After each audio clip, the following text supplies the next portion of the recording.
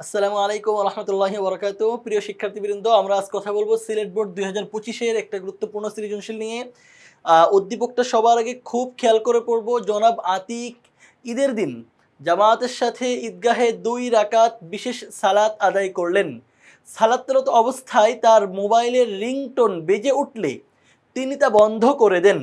সালাত শেষে তার ছেলে তাকে জিজ্ঞাসা করলো, এভাবে তার সালাত শুদ্ধ হবে কিনা, মানে মোবাইলের রিংটোনটা সে বন্ধ করে দিয়েছে। এখন ছেলে জিজ্ঞেস করছে, আপনি যে মোবাইলের রিংটোন বন্ধ করে দিয়েছেন, আপনার নামাজ হয়েছে কিনা? তিনি তখন বললেন, আতিক সাহেব ছেলেকে বললেন, এ ব্যাপারে সকল আলেমের ঐক্যমত্য রয়েছে, আর আলেমদের ঐক্যমত্য প্রতিষ্ঠিত কোনো বিষয়ের উপর আমল করার বৈধতা ইসলামে রয়েছে। খুব সহজেই আমরা বুঝি তিনি ইজমার কথা বলেছেন। যে তিনি আমরা দেখতে পাই এই উদ্দীপকে যে ঈদগাহে গিয়ে তিনি বিশেষ সালাত আদায় করেছেন। ঈদের দিন ঈদগাহে জামাতের সাথে বিশেষ সালাত মানে ঈদের নামাজ আদায় করেছেন। নামাজের মধ্যে রিংটোন বেজে উঠেছে, ছেলে জিজ্ঞাসা করছে বন্ধ করে দেওয়ার কারণে যে আপনার নামাজ হয়েছে কিনা, তিনি ইজমার কথা আলোক করেছেন। প্রশ্ন, ফরজে কিফায়া কাকে বলে?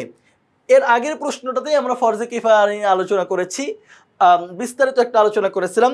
এখানে দেখি, যেসব কাজ মুসলমানদের উপর ফরজ কিন্তু সমাজের কতিপয় মানে কয়েকজন মুসলমান যদি আদায় করে ফেলে তাহলে সবার পক্ষ থেকে আদায় হয়ে যায়, তাকে ফরজে কিফায়া বলে। মানে সমষ্টিগতভাবে ফরজ, যেটা সবার উপরেই ফরজ কিন্তু কেউ কেউ আদায় করলে সবার পক্ষ থেকে আদায় হয়ে যায়। যেমন জানাজার নামাজ সবার উপরে ফরজ। আমি যেখানে দাঁড়িয়ে কথা বলছি, আমাদের টেকনিক ইজি এডুকেশন, এটা শেওড়াপাড়াই। মনে করো এই শেওড়াপাড়া এলাকায় 20,000 মানুষ বসবাস করে।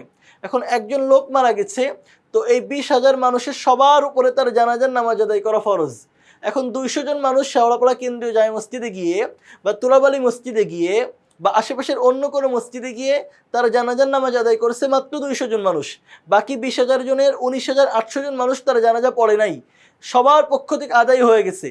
কিন্তু কেউ যদি জানাজার নামাজ না পড়ে তাহলে এখানে 20,000 মানুষের প্রত্যেকেই গুনাহগার হবে। এটাকে বলা হয় ফরজে কিফায়া। খ নম্বর প্রশ্ন হলো, ইসলাম 5টি ভিত্তির উপরে প্রতিষ্ঠিত, ব্যাখ্যা করো। যে একটা হাদিসই আছে, তোমাদের বইয়ের শুরুতেই দেওয়া আছে হাদিসটা, বুনিয়াল ইসলাম আলা খামসিন শাহাদাতি আল্লা ইলাহা ইল্লাল্লাহ ওয়া আন্না মুহাম্মাদুর রাসূলুল্লাহ ওয়া তুকিমুস সালাহ ওয়া তুতুজ যাকাত ওয়া তুহাজ্জাল বাইতা মান ইসতাতা ইলাইহি সাবিলা।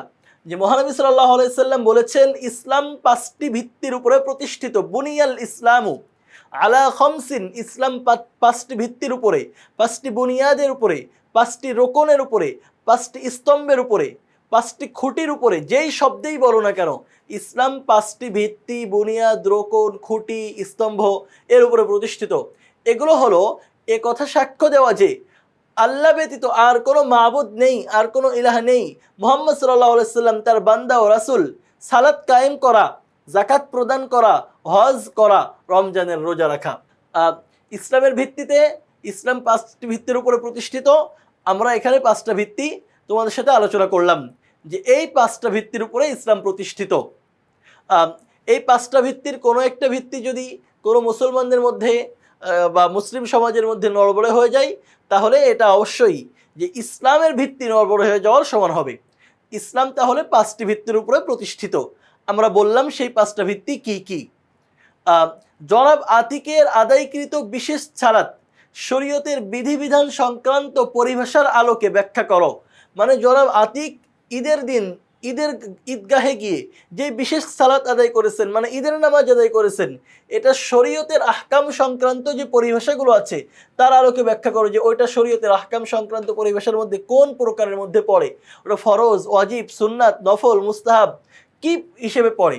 আমরা জানি ঈদের নামাজ পড়া হলো প্রত্যেক পুরুষের জন্য, প্রাপ্তবয়স্ক পুরুষের জন্য ঈদের নামাজ পড়া ওয়াজিব।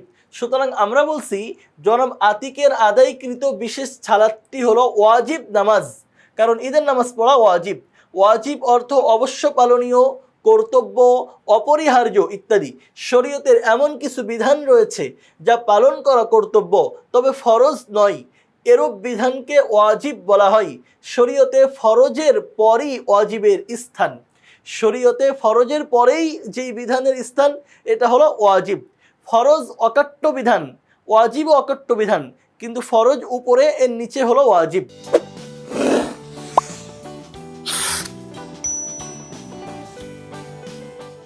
উদ্দীপকের জনাব আতিক ঈদের দিন জামায়াতের সাথে ঈদগাহে 2 রাকাত বিশেষ সালাত আদায় করলেন।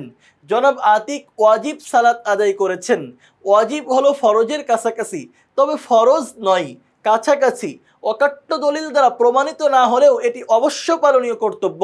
ওয়াজিব অস্বীকার করলে মানুষ কাফির হয় না। ফরজ যদি কেউ অস্বীকার করে, যে নামাজ পড়া ফরজ মানি না, জোহরের নামাজ পড়া ফরজ মানি না, রোজা রাখা ফরজ মানি না, সে কাফের হয়ে যাবে।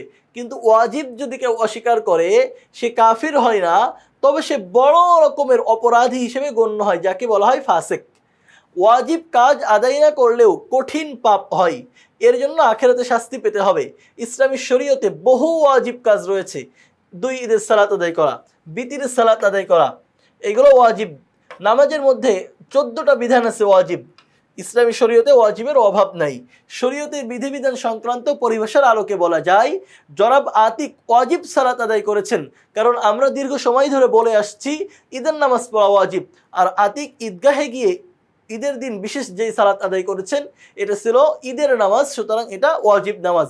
শরীয়তের আহকাম সংক্রান্ত পরিভাষার মধ্যে এটাকে আমরা ওয়াজিব হিসেবে সাব্যস্ত করছি, যে আতিকের নামাজটা ওয়াজিব নামাজ ছিল। ঈদের নামাজ পড়া শরীয়তের আহকাম সংক্রান্ত পরিভাষা অনুযায়ী ওয়াজিব।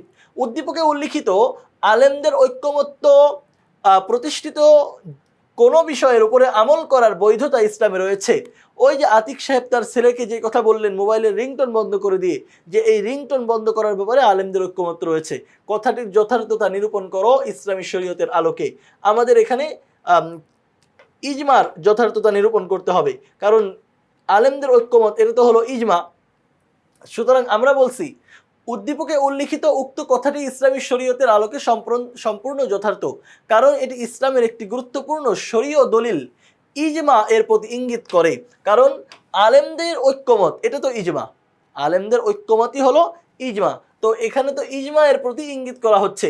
ইজমা শব্দের আবিধানিক অর্থ হলো, শাব্দিক অর্থ বা আবিধানিক অর্থ হলো একমত হওয়া, ঐক্যমত্য প্রতিষ্ঠা করা।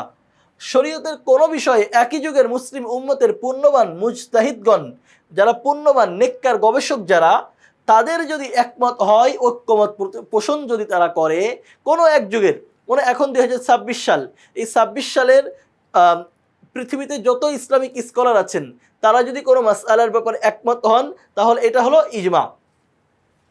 কোরআন ও সুন্নাহর পরেই শরীয়তের যে 4টা উৎস আছে, এর মধ্যে কোরআন সবার আগে, এরপরে সুন্নাহ, এরপরে হলো ইজমা। ইজমার মাধ্যমে নির্ধারিত কোনো বিধানের উপরে আমল করা শরীয়ত সম্মত।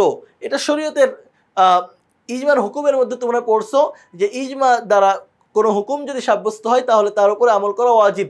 তো এটা অবশ্যই শরীয়ত সম্মত কাজ, ভালো কাজ। উদ্দীপকে দেখা যায় ঈদের সালাত আদায়ের সময় জনাব আতিকের মোবাইলের রিংটোন বেজে উঠলে তিনি তা বন্ধ করে দেন। সালাত শেষে তার ছেলে জানতে চাইলে তিনি বলেন, এ বিষয়ে আলেমদের ঐক্যমত্য রয়েছে। বর্তমান সময়ের আলেমদের ইজমা অনুযায়ী, বর্তমান সময়ের আলেমদের মতামত অনুযায়ী সালাতের মধ্যে খুব প্রয়োজনীয় সামান্য কাজ, যেমন ক্ষতিকর শব্দ বন্ধ করা, করলে সালাত নষ্ট হয় না। একজনের মোবাইল বাজছে, তো সে পকেটে হাত দিয়েই আস্তে করে মোবাইলটা বন্ধ করে দিয়েছে, এক হাত দিয়ে একটা চাপ দিয়ে। মোবাইলের সাইডে অনেকগুলো বাটন থাকে, যে কোনো একটা বাটনে চাপ দিলেই মোবাইল বন্ধ হয়ে যায়। তো এতে নামাজের কোনো সমস্যা হয় না, বরং এতে সালাতের খুশু ও অন্য মুসল্লিদের একাগ্রতা রক্ষা পায়। একজনের ফোন বাজছে জোরে জোরে, একটা বাজনা বাজতেছে, একটা টোন বাজছে, এতে পুরা মুসল্লিদের, পুরা মসজিদে যারা আছে আশেপাশের অনেকের নামাজের ব্যাঘাত সৃষ্টি হয়। তো এটা বন্ধ করে দেওয়া আরও ভালো। আল কোরআন ও হাদিসে ইজমার বৈধতার প্রতি ইঙ্গিত পাওয়া যায়। আল্লাহ বলেন, আর যে ব্যক্তি রসুলের বিরোধিতা করে এবং মুমিনদের পথ ছাড়া অন্য পথ অনুসরণ করে, ওয়ামাই ইউশাকিকির রাসূলা মিন বাদি মা তাবায়্যানা লাহুল হুদা, যে মুমিনদের পথ ছাড়া অন্যদিকে চলে ও আমি তাকে সেদিকেই ফেরায় দিব। আল্লাহ বলছেন ওয়াসাত মাসিরা, ওই জায়গাটা খুবই খারাপ। সূরা নিসার 115 নম্বর আয়াত, যে মুমিনদের পথ, যেটা মুসলিম উম্মাহর যারা মুজতাহিদ তারা একমত পোষণ করে যেই মতটা দিয়েছেন এটা তো মুমিনদের পথ, এইখান থেকে যারা বিরোধিতা করে তাদেরকে আল্লাহ গ্রহণ করবেন না। এই আয়াতে মুমিনদের সম্মিলিত মত অনুসরণের নির্দেশ রয়েছে। মুমিনদের সম্মিলিত মতকেই তো ইজমা বলা হয়। পরিশেষে বলা যায়, আলেমদের ঐক্যমত্য প্রতিষ্ঠিত কোনো বিষয়ের উপরে আমল করার বৈধতা ইসলামে রয়েছে, এই বক্তব্যটি শরীয়তের আলোকে সম্পূর্ণ সঠিক। তাই সালাতরত অবস্থায় মোবাইলের রিংটোন বন্ধ করার ক্ষেত্রে জনাব আতিকের কাজটি ইজমা ভিত্তিক ও শরীয়ত সম্মত হয়েছে। আমরা বলবো যে আতিক যে কাজটা করেছেন এটা অবশ্যই সঠিক কাজ করেছেন, এবং তিনি যে বক্তব্য দিয়েছেন তার ছেলেকে প্রশ্নের উত্তরে যে বাবা নামাজ আপনার শুদ্ধ হচ্ছে কিনা, তিনি বলছেন যে আলেমদের ঐক্যমতের উপরে প্রতিষ্ঠিত যে কোনো বিষয়ের উপরে আমল করা শরীয়ত সম্মত। তো আলেমদের এ ব্যাপারে মতামত রয়েছে যে মোবাইলের রিংটোন যদি বাজে তাহলে চাপ দিয়ে বন্ধ করে দেওয়া যাবে। সুতরাং তিনি অবশ্যই ভালো কাজ করেছেন, এটা শরীয়ত সম্মত কাজই করেছেন যা ইজমার সাথে মিলে। তাহলে আমরা যে সিলেট বোর্ডের একটা প্রশ্ন পড়ছিলাম এই উদ্দীপকের আলোকে, তাহলে আমরা 4টা প্রশ্নের উত্তর, 4টা প্রশ্নের সমাধান এখানে করলাম। আমরা সবার আগে বললাম ফরজে কিফায়া কাকে বলে। দেখো এখানে বলে রাখি, শরীয়তের আহকাম সংক্রান্ত যতগুলো পরিভাষা আছে প্রত্যেক পরিভাষাই তুমি মনে রাখবা ফরজ কাকে বলে, ওয়াজিব কাকে বলে, ফরজে কিফায়া কাকে বলে, ফরজে আইন কাকে বলে, সুন্নাত কাকে বলে, সুন্নাতে মুআক্কাদা কাকে বলে, মুস্তাহাব কাকে বলে, যতগুলো পরিভাষা আছে সবগুলো মনে রাখবা। যে কোনো পরিভাষা পরীক্ষায় চলে আসতে পারে। ইসলাম 5টি ভিত্তির উপর প্রতিষ্ঠিত, ব্যাখ্যা করো। আমরা হাদিস উল্লেখ করেছি, আতিকের আদায়কৃত বিশেষ সালাত শরীয়তের বিধিবিধান সংক্রান্ত পরিভাষার আলোকে ব্যাখ্যা করো। আমরা বলেছি তিনি যে সালাত আদায় করেছেন সেটা ওয়াজিব, ঈদের নামাজ। আর শেষে ইজমা নিয়ে কথা বলেছি। অন্য কোনো সৃজনশীল প্রশ্নেও যদি এই ধরনের কোনো প্রশ্ন আসে তাহলে আশা করি তোমরা সেখানে উত্তর দিতে পারবা। তো সবার জন্য অনেক অনেক শুভকামনা রইল। অন্য কোনো ক্লাসে দেখা হবে, কথা হবে।